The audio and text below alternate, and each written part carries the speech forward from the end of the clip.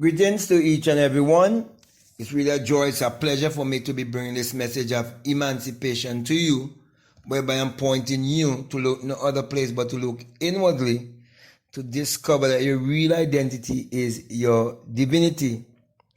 Now, I always make it my business to reach out to my brothers and my sisters in the Third Exodus Assembly in Trinidad and Tobago, St. Vincent and the Grenadines, and to the rest of the followers of the message of William Branham all around the world.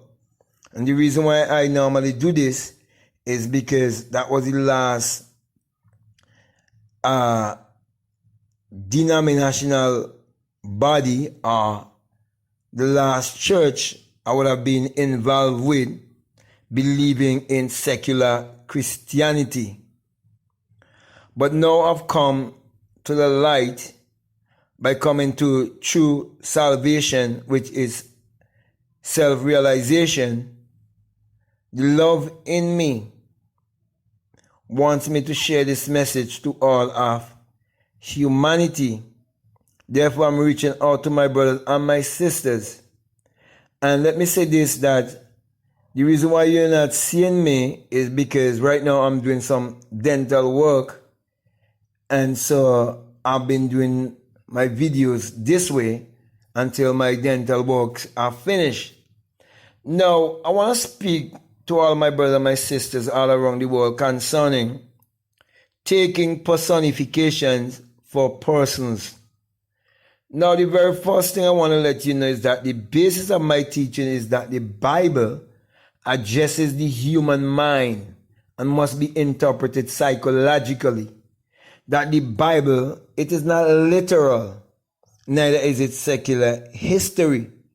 For the Bible was written symbolically, and it has no reference to anyone who existed thousands of years ago or to any actual event that would have taken place on earth thousands of years ago. From the beginning to the ending of the Bible, it's all parabolic. It's all a great psychological drama. It all have to do with the human psyche. That is why, my brother and my sisters, there's nothing that you can say or do that wasn't first a thought, that wasn't first an idea, that wasn't first mental, that wasn't first psychological. So what religion would have done to you is, first of all, is to blind you from understanding the law of mentalism, that everything begins with a thought, that everything is actually mental, and that the Bible is mental. It is psychological. And that there's no book that can be written that wasn't first mental or psychological. It's as simple as that. Now, there are many characters throughout the Bible that many people believe that it is speaking of literal persons, though they would read and they would realize that they do not have any surname. Okay? Because the way you are brought up, and because you didn't understand the power of your subconscious mind from a young age. And the reason for that is because we all born in this world in amnesia, a state of forgetfulness. Okay? So we do not know exactly who we are. And so when you were a month old, you didn't know you exist. Even when you were 12 months old, you didn't even know that you existed. You didn't even know that you were here. And all that time, they were programming your subconscious mind.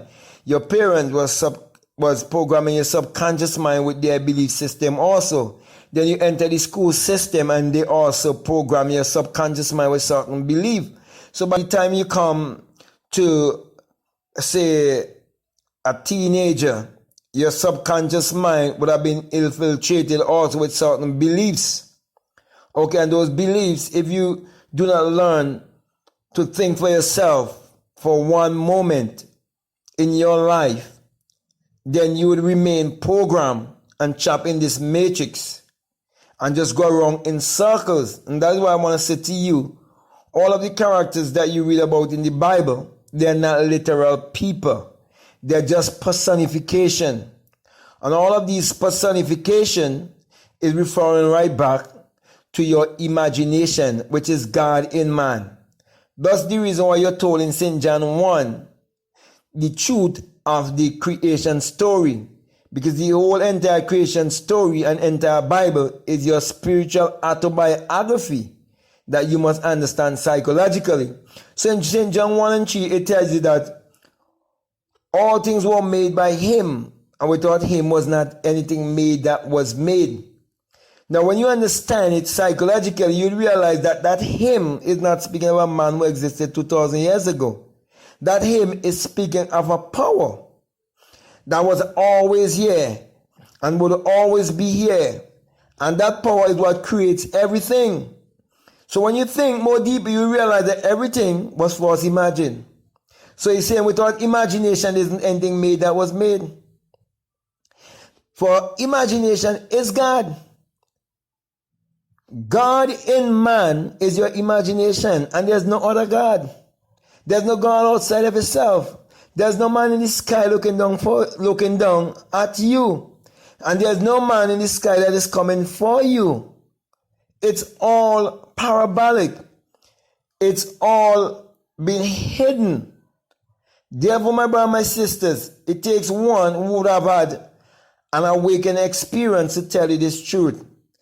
It takes one who would have awakened from the tomb to tell you this truth. And when I speak of the tomb, I'm not speaking of a tomb outside of yourself. This body is a tomb. And not until you experience the virgin birth, like I did experience the virgin birth, which is a birth from my skull, and become invisible, become one with the wind, you will never understand. You think that I am a crazy man. Okay? But my brothers and my sisters who've been following the message of William Branham and who've been following Christianity, every religion in this world is to program you, to control you, and to make us divide amongst each other. There's only one universal consciousness. There's only one power. Therefore, you need to read the scripture and understand the scripture the right way. For example, read Deuteronomy 30-39, where it tells you, I am God, and there's no other. He said, I kill and I make alive. I wound and I heal. Before you can kill, it had to first be imagined. Before you can heal, it had to first be imagined. In Isaiah 45, as in chapter 45, verses 5-7, it tells you the same thing. I'm God, and there's no other. There's only God in the world. Okay? He said, I create the darkness and I create the light. I create good and I create evil. Everything that has been done, it had to first be a thought. It had to first be imagined. Okay? And when you realize that God is life and life is God, you realize there's nothing beyond life. There's nothing beyond God. So we are all God in flesh, but most people do not believe it. That's the reason why Psalms 82 tells you, nevertheless, you're going to die like a man. Okay, that is not even real. But if you never had a real out-of-body experience, you'll never understand what I'm saying to you. This world is not even real either. It's not even solid. You think it's solid. It's not solid. Okay? Everything vibrates. You see, when you understand the law of rhythm, you'll understand that nothing rests. Everything vibrates. You see, if you never vibrate a day in your life, you'll never understand what I'm talking about. Because you can actually vibrate to a point that you actually vibrate out of this body. You see, but that's another story for another time. You understand? You want to go into some deep things. I just want to feed you with some milk for now. So my brother, my sisters, you can't go wrong deceiving yourself, living under the energy of fear, shame, guilt, condemnation, and so on, and think you will ever come to discover your true self. What happened is that you're seeking for yourself. But you're thinking that you're seeking for some savior, some redeemer outside of yourself. And you fail to realize that the Bible tells you in Luke 17:21 that the kingdom of God is within you. Don't let no man tell you, lo here or lo there, for a savior or a redeemer. No, the kingdom is within you. And you're told in Matthew 6:33 that when you discover the kingdom within yourself, that you will discover the secret of creation and you'll be able to create your reality consciously. That is why I can teach anyone how to prove or disprove me.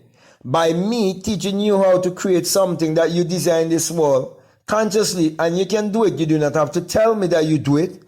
But if you do it and you prove it for yourself, there's no one who can convince you. Like my sister, who was working for 40 to 50,000 US dollars a year, who put my teaching to work, where I teach how to create and how to visualize and how to use your imagination. And now she's working for $107,000. No one can convince her otherwise. And she used the same principle to buy her luxury vehicle, her Audi, okay, to be specific, using the same principle. No one can convince her otherwise. So my brother, my sisters, what I'm teaching is not theory, it's something practical that you have to prove for yourself. You know, I can go on and on, but I just want to admonish you and I want to encourage you. Those of you who believe that you, as the bride and the chosen one, that you will go through a squeeze in order to escape the squeeze, as you would say, okay? You have to know how to use your imagination, and you cannot use your imagination if you do not believe that God is your imagination.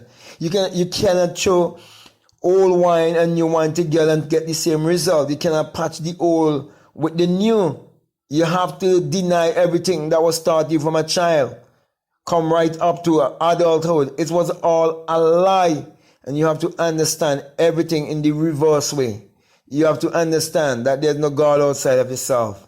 It is all about you. You read of your own story. And then you will realize that the written book that you're reading, you would actually become the living book, and you'll be able to create and create consciously. That's why when I want to create something, I write it down first.